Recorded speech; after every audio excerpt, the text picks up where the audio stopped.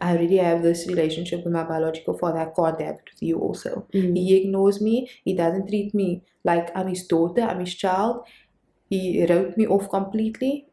I don't want that with you. And that's that moment of vulnerability where you need to be honest with your parents and be like, you are my parent.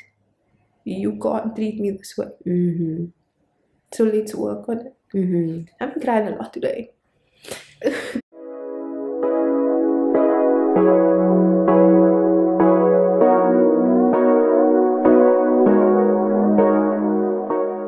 You see, like, I'm still a bit iffy with the attachment style thing. Why? I don't know. It's because I'm still learning a lot about it. The reason many why. layers. So I did the test. I did one test. I said, okay, I feel like it's always going to be misdiagnosed because my childhood dynamics was so different. Like, for example, and it's But you can have different attachment styles with different people also. But that's the thing. Like, what is mine? I understand, like, it can be different with different people, but that's based on obviously your relationship with them. But for me personally, like, I do feel like it's going to be misinformed because they base it on your parents, how you were raised, how your parents raised you, what your parents did, like all of that, right? My dynamics was very, very different as a kid. I had a dad who showed up for me, and I had a dad that didn't. I had two fathers, or two dads, not fathers. Two different experiences. And two totally different experiences with each one of them. I was living in two worlds for my entire life. And it was super contrasty. It was yin and yang. Full on. Did that confuse you or make it? Very confusing, because I used to be like, I was a child. I was like, why does that dad do that and that dad does this? He's not even my real dad. Why is he doing all this shit for me? That's what I used to ask myself. Like, why do you care so much? Would that be questioning in a good or a bad way? Like, bad is in like you don't trust why, or was it a good way? Like, oh no, it was curiosity. It was like, and the lack of understanding of love and what love means. Obviously, as a child, when you were told that this is your real father, like my mother and my family, they never hid who he was away from me. So from a young age, I already knew who he was, exactly who he was. I knew that he was abusive. I knew that he was How alcoholic. early did they tell you that, or did you see it? I was young. Like, I can't pinpoint how young I was, but I was young. Okay. And they were so transparent with me, like, and they never like kept. Do you feel like that was a good or a bad thing? They never kept me away from him either. So that's how you know. Like, I was always exposed to him and to his family, and I was like, I would go there like in primary school. This is how it was set up, right? My grandmothers used to stay 2 roads away from each other. It was a family home. Both of those were family homes. So when we would go visit my mom's mother, my grandmother, my one grandmother, on a weekend, like on a Sunday, it would be like a religious thing. Every Sunday we'd go. Every weekend, school holidays, I would be there for the entire school holidays. So I was born in Athlone and raised in Athlone. I would say I was raised there because I was always there. So, yeah, I would go there weekends and I would get there immediately. I remember this. I would get there, greet everyone, chill there for an hour, immediately tell my mommy, I'm going to go to my daddy. And I would walk 2 roads away and go to him and spend the entire afternoon there. Even if he wasn't there, I would go to my mom.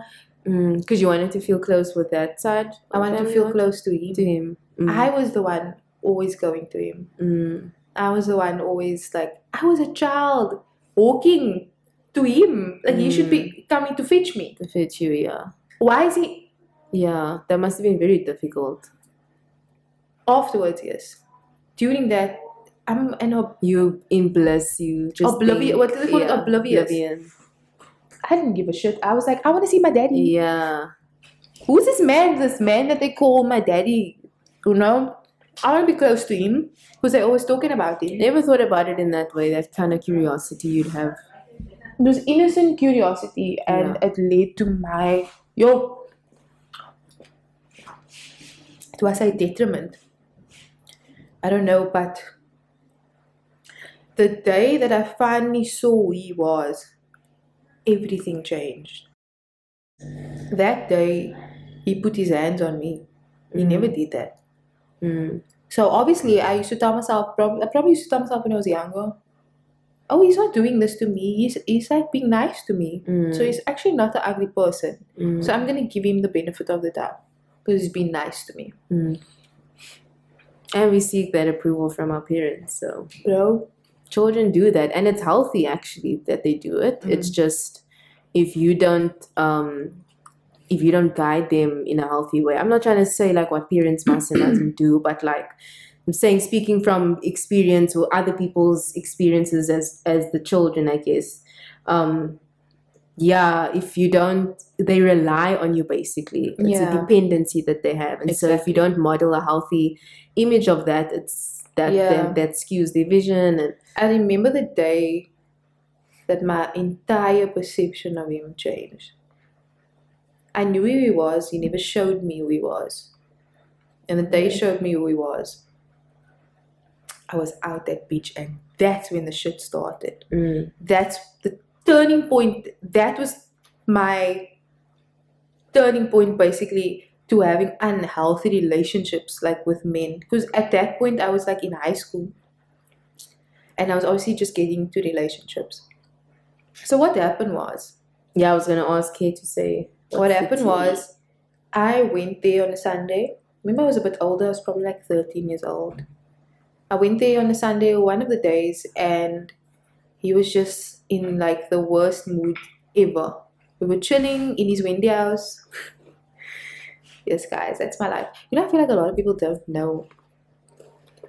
They don't know. Well, I grew up in the streets. Might not act like it. Ugh, the ghetto. Anyway, yeah. We were chilling in his Wendy house, and we were chilling there that Sunday, and he was just in a cack mood that day for some reason. And I remember. This is a weird combo. No. You remember? And I remember that I had a phone. I was on my phone. I'm a teenager. I'm like on BBM and cack like that, you know. Cool. He tells me, get off your phone. Why are you always on your phone? But I can tell like he's in a cack mood. And I'm just chilling there on the bed, like on my phone. I think my brother was also there at that point. And then we went to go sit in front of the house. Great combo, by the way. Then we went to go sit in front of the house on the stoopy. And he told me again, get off your phone. But I wasn't taking note of him. Because I'm in my phone. And he's not saying, he's not talking to me. Usually he will talk to me about stuff like dumb stuff. He's not talking to me, so I can tell, okay, he's not in the best of moods today. Maybe something happened, you know. And all of a sudden, he just hits me on the back of my head, like on the back of my neck.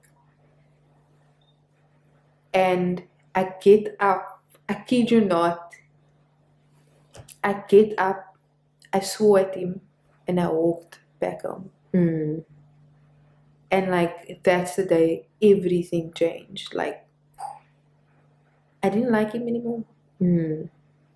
I did not like him anymore. I was very angry for a very long time. And I was angry at every other man in my life after that as well. Including the man that showed up for me, my dad. Including him. We haven't had a relationship. We only started building our relationship 2 years ago. When I told him, because I went up to him and I told him like, look, I already have a cack relationship with my biological father. I can't have one with you. I can't have one with you too. It's a good conversation. So we're gonna have to talk about this now. Because I just felt at that point I've had enough. I've had enough. If I can't have a relationship with my dad, a good one with my dad, that sets a tone for all of the other relationships that I have with men in my life. The first male figure. And I had to, that's why, like, I think we had this conversation last week because I asked you, are you ever vulnerable with your parents? Because this was a real moment of vulnerability The reason why I say that is because we always expect our parents to be the bigger person. We always expect them to know what the right thing is to do, to tell us how they feel about certain things, to come to us and console us and do stuff like that. Sometimes we have to, unfortunately, be that person. And to be that person takes a lot of courage. And it took me weeks to actually build up the courage to be like, no, fuck this, I'm going to talk to him now. Like, why aren't you talking to me? It came to my birthday and I was like, it's my birthday and you not even speaking to me. You didn't even wish me happy birthday properly in the way that you usually do. Like, why are you treating me this way? Like, I don't like it. And then I eventually like told him, I already have this relationship with my biological father. I can't have it with you also. He ignores me. He doesn't treat me like I'm his daughter, I'm his child. He wrote me off completely. I don't want that with you. And that's that moment of vulnerability where you need to be honest with your parents and be like, you are my parent. You can't treat me this way. So let's work on it. I'm crying a lot today.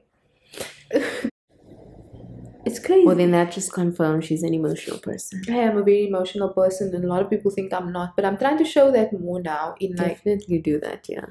A lot of the times, emotional people, sensitive people, they hide their vulnerability. That because we always see emotions and sensitivity as being a very it's like a weak thing. I don't think it's weak. I think you need a lot of strength. You need a lot of yes, please.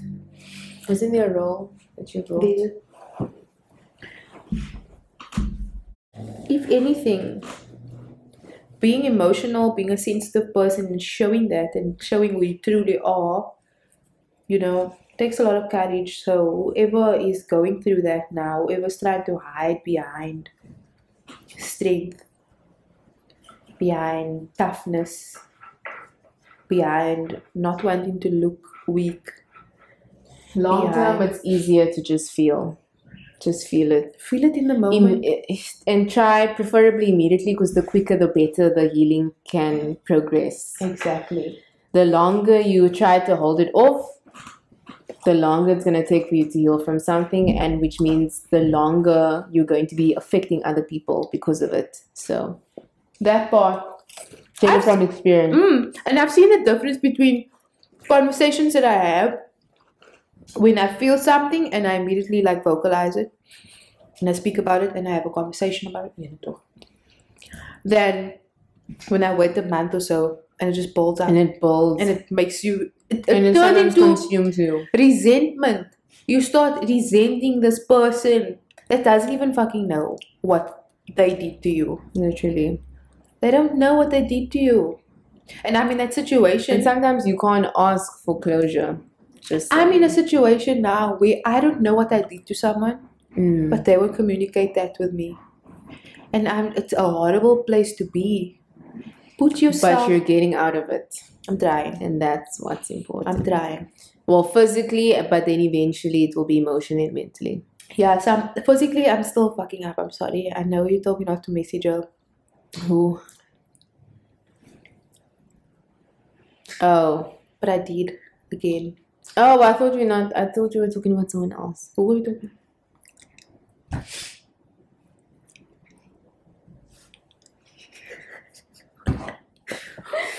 I don't even know why we're doing this. We can literally just edit it out, actually. Yeah, I've definitely grown through that. I don't react anymore. And I love it here. It's peace. Yeah, this one. It's peace, yes. I love it here. It's my favorite place to be. Within. Facts. We are within. Facts. And that also speaks even to me, because in my situation, obviously I would love to move out, but it's my mindset that's helped me sane. My mindset has helped a lot. The situation didn't change that much. I think it's just they are more respecting of, let me not paint a negative picture, they're more respecting of my boundaries. So jabs are still there, but it's manageable now. Yeah. Whereas before I would just react. And that becomes exhausting. Do not pick your battles. Ciao. pick your battles. You do not need to fight with everyone all the time. It consumes more you probably more than them actually. So It takes yeah, a lot of energy. and so my mindset changed. You can fight for people. Cool. Fight for the right people if you're gonna fight for people. How do you know that's the right But sometimes people? you have to learn the hard way. How do you know that's the right people? They're fighting for you too. If they're not fighting for you, and I don't mean giving you false promises, it's actions. That's what the fighting And they don't is. need to do the most also. If you're speaking to them, are they hearing you? Are they hearing what you're saying? Are they validating your feelings? Are they giving you a solution? Are they telling you, look here, let's get better? Do they want to work with you? Mm. Do they want to see you do better? Do they hate that you are feeling this way? Do they genuinely hate that? Don't need to hate, but yes, a very strong. Them? Does it? No, but does it hurt? If you, I'm sure, right? Because I know I would feel this way. If I hurt you, it would hurt me to know that I fucked something up. I said something wrong. I hurt your feelings. It would hurt me. Yeah, that's true. That's the people that you need to fight for. It's the people you need to fight for. It's the people are very that empathetic. truly love you and are willing to work with it and acknowledge that they're not always good people. And it's okay. It's okay. There to is not another be perfect. We are human beings. I was gonna say, like, there's another side to this where it's like, you know, you also, while you don't have to accept all those things, at the same time, if you know you have things in you that you're not perfect and you also make mistakes and your behavioral patterns, sometimes you're trying to fix it, then it goes off path, you can't expect the friend to be secure. Yeah. Like, if you do not have that security, it's nice if they have it because then you get to learn from them. Yeah. But you can't place an unrealistic expectation on them that you're not even instilling in you. You know what I mean? So like these two sides to. Exactly. Obviously, I see these